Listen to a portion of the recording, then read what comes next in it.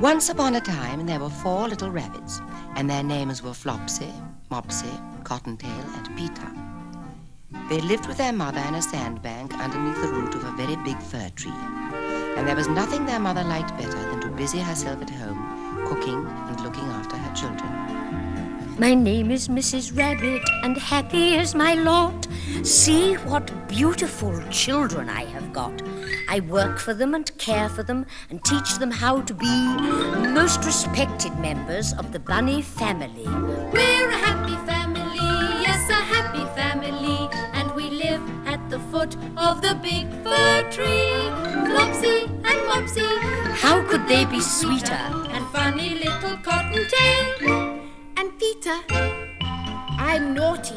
I don't do as I'm told. I get into lots of trouble. I have lots of fun, though. My name is Mrs. Rabbit. My house is underground. Friends and relations are living all around. I nod to them and smile at them and always try to be a most respected member of the bunny family. We're a happy family, yes, a happy family, and we live at the foot of the big fir tree. Flopsy and Mopsy, How could they be sweeter? and funny little Cottontail. And Peter, Now, my dears, you may go into the fields or down the lane, but don't go into Mr. McGregor's garden. Your father had an accident there.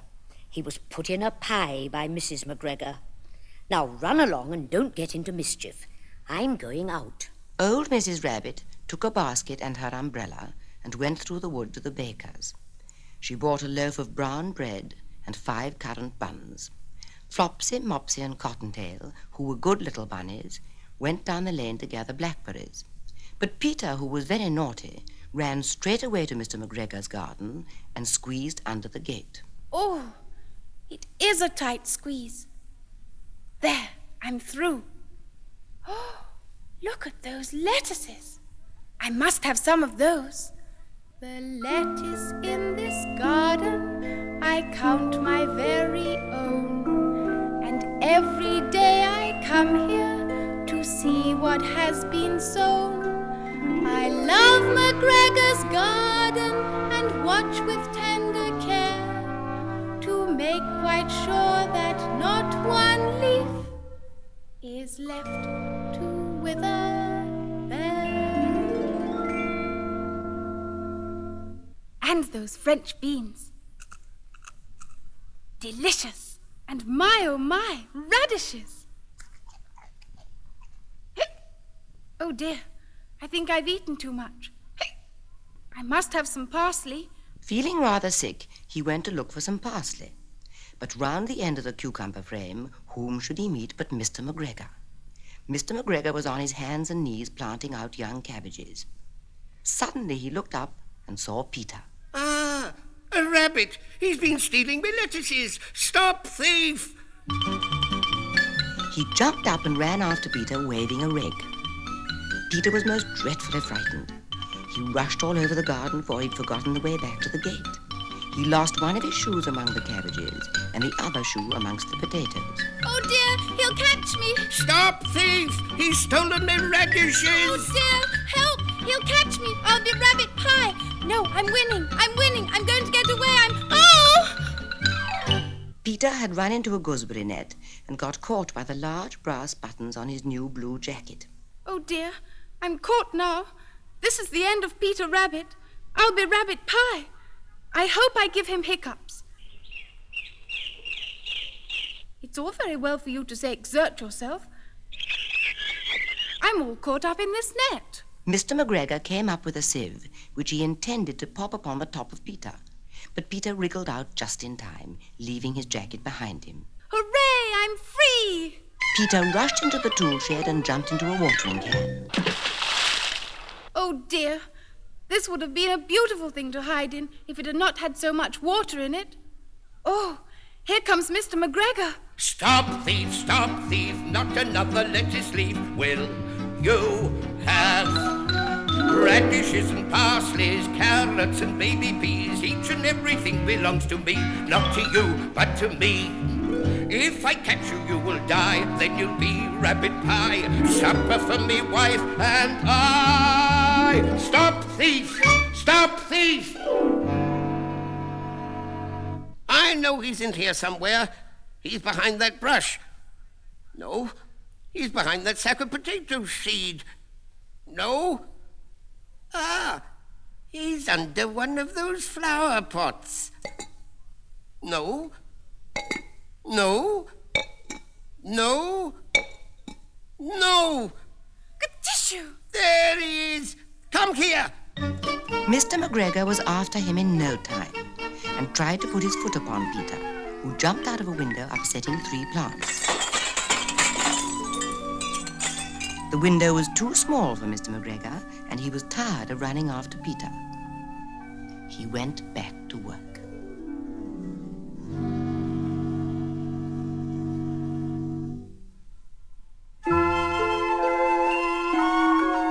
Peter sat down to rest. He was out of breath and trembling with fright, and he had not the least idea which way to go. Also, he was very damp with sitting in the watering can. Oh dear, I do get into some scrapes, don't I? Why do I do it? What can it be? There's naughtiness in everyone, but twice as much in me. I'd give the world if only I could, now and again be good. Why do I do it? What is the cure?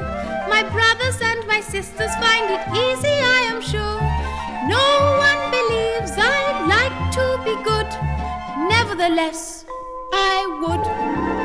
I think a halo would suit me, dangling over my head. When they behold me, they wouldn't scold me. They'd say, well done instead. Why do I do it? Am I to blame? The others can be naughty, but it never seems the same. That's how I've been ever since I begun. Why do I do it? Why do I do it? Why do I do it? Because it's fun. After a time, he began to wander about, going lippity-lippity, not very fast, and looking all round. He found a door in a wall, but it was locked, and there was no room for a fat little rabbit to squeeze underneath. An old mouse was running in and out over the stone doorstep, carrying peas and beans to her family in the wood. Excuse me, Mouse. Can you tell me the way to the gate? It isn't very polite to talk with a pea in your mouth. Peter was very upset because he couldn't understand the mouse, and he began to cry. Come back. Oh dear, she's gone. I'm lost. I'll try this way, straight across the garden. Presently he came to a pond where Mr. McGregor filled his water cans. A white cat was staring at some goldfish. She sat very, very still, but now and again the tip of her tail twitched as if it were alive. A cat. I don't think I'll ask her the way. I've heard all about cats from my cousin Benjamin Bunny. A cat is the sort of a chap or a girl who will eat for a treat rabbit meat. It will creep, it will leap, will fake sleep, use deceit, just to eat for a treat rabbit meat. The moral is clear, of cats beware. Pat her feet, quick retreat, life is sweet.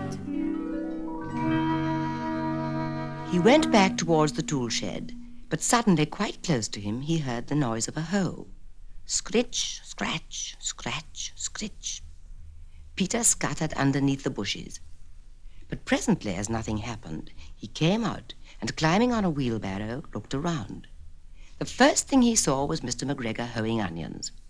His back was turned towards Peter, and beyond him was the gate. Peter got down very quietly off the wheelbarrow and started running as fast as he could go along a straight walk behind some blackcurrant bushes. There's that rabbit again. Come back! Come back! Sorry, Mr. McGregor, I can't stop just now. Peter ran as fast as he could, slipped under the gate, and was safe at last in the wood outside the garden. Mr. McGregor hung up the little jacket and the shoes for a scarecrow to frighten the blackbirds. Peter never stopped running or looked behind him until he got home to the big fir tree. He was so tired that he flopped down upon the nice soft sand of the floor of the rabbit hole and shut his eyes. His mother was busy cooking. Peter Rabbit, where have you been? Who, me? Nowhere. Dear me, what a state you're in. And where are your clothes? That's the second little jacket and pair of shoes you've lost in a fortnight. Mummy, I don't feel very well. I'm not a bit surprised. Come along, off to bed with you, and I'll make you some chamomile tea. 1 tablespoonful to be taken at bedtime. Flopsy, Mopsy, and Cottontail had bread and milk and blackberries for supper. But Peter Rabbit was sent to bed. Why do I do it? What can it be? There's naughtiness in everyone, but twice as much in me. I'd give the world if only I could, now and again, just for a change.